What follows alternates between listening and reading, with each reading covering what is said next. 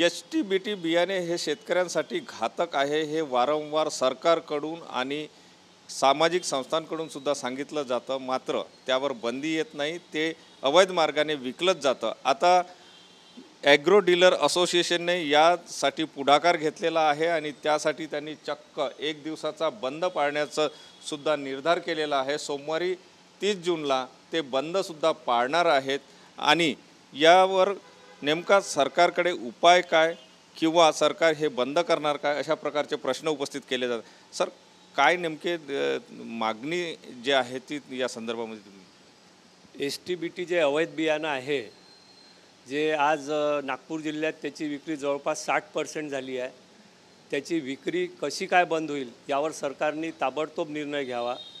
हे विक्री एजंटच्या मार्फत होत आहे, अनधिकृत आहे आणि याच्यात काही बोगस बियाणे येतात, पूर्ण HT-BT येत नाही, त्यामुळे शेतकऱ्याचं खूप भारी नुकसान होत आहे आणि शेतकऱ्याच्या सोबत आम्ही दुकानदारी याच्यात नुकसानात येऊन राहिलो आणि गव्हर्नमेंटचं खूप मोठं रेव्हेन्यू याच्यात डुबत आहे।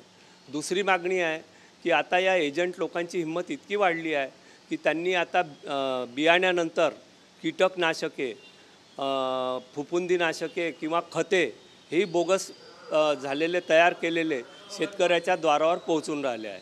यामुळे गव्हर्नमेंटचं, शेतकऱ्यांचं आणि आमचं खूप मोठं नुकसान होणार आहे। आणि तिसरी मागणी आहे खताच्या लिंकिंगबाबत। तर लिंकिंगचा तर विरोध आम्ही कित्येक दिवसापासून करून राहिलो, त्याच्यावर काही टक्के आळा आलाही, परंतु अजूनही लिंकिंग सुरूच आहे। ती पूर्णपणे बंद करण्यास सरकार अयशस्वी आहे। सरकारने याच्यात एक पक्कं धोरण निर्माण करून कंपन्यांना किंवा जे कंपन्या खत बनवतात त्यांना बाकी बनवण्याची परमिशनच रद्द करून द्यायला पाहिजे, जेणेकरून ते लिंकिंगचा माल आम्हाला पुरवठा करू शकतात। तुम्ही 1 दिवसाचा बंद यासाठी पाळणार आहे, तुमचा उद्देश जरी चांगला असला तरी पण याचा फायदा होईल का, म्हणजे शेतकऱ्यांनी ना किंवा तुम्हाला?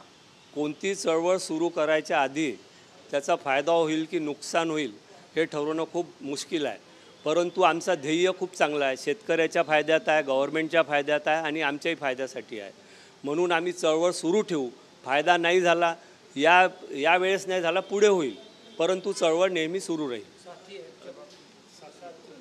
याचप्रमाणे आणखी काही अडचणी ज्या तुम्हाला येतात आहेत त्या बियाण्याच्या विक्रीसाठी गव्हर्नमेंटनी साथी, सेंट्रल गव्हर्नमेंटचा ॲप आहे साथी ॲप, याच्या माध्यमातून आम्हाला सगळ्या प्रकारचे बियाणे विकायचे आहे, पण त्या साथी ॲपमध्ये प्रत्येक पॅकेटचे डिटेल्स टाकायचे। आता समजा मला कोणाच्या गाडीत 100 बॅग सोयाबीन द्यायचे आहे, त्या 100 बॅगच्या सोयाबीनचे नंबर मोजायला एक माणूस वेगळा लागेल, तो ॲप चालवायला एक माणूस लागेल, म्हणजे 50,000 रुपये महिन्याचा खर्च हा आमच्यावर वाढेल। ते दिसते तितकं सोपी ॲप नाही आहे आणि म्हणून काही दुसऱ्या राज्यांनी साथी ॲपला विरोध केला, परंतु आमचं महाराष्ट्र गव्हर्नमेंट, केंद्र सरकारनं काही सांगितलं, आम्ही होकार द्यायला तयार आहे। त्याचे कॉन्सिक्वेन्सेस बघितले नाही की रिटेलर ते करू शकतात की नाही करू शकतात, प्रत्यक्षात काय अडचणी येणार आहे त्याच्या बाबतीत। या अडचणी तुम्ही सरकारपुढे मांडल्या साहेब, मांडल्या, कित्येक वेळा मांडल्या। आमच्या स्टेट लेवलची जी असोसिएशन आहे मापदा, त्यांनी खूप मोठं आंदोलन याच्यासाठी केलं, आम्ही त्यांना सहकार्य केलं, काही गोष्टी त्यांनी मांडल्या, खरीपपुरतं स्थगित ठेवलं, पण आता रब्बीत पुन्हा म्हणतील ते की तुम्ही या ॲपचा वापर करा। हा जो तुमचा बंद राहणार आहे याचं स्वरूप कसं राहणार आहे, कशा प्रकारे बंद राहणार आहे?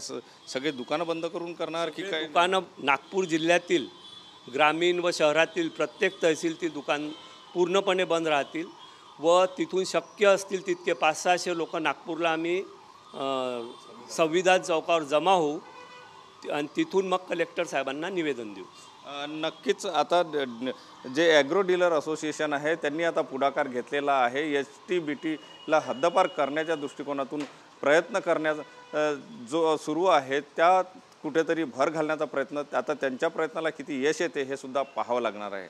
कॅमेरामन साईसह सुनील ढगे, TV9 मराठी, नागपूर।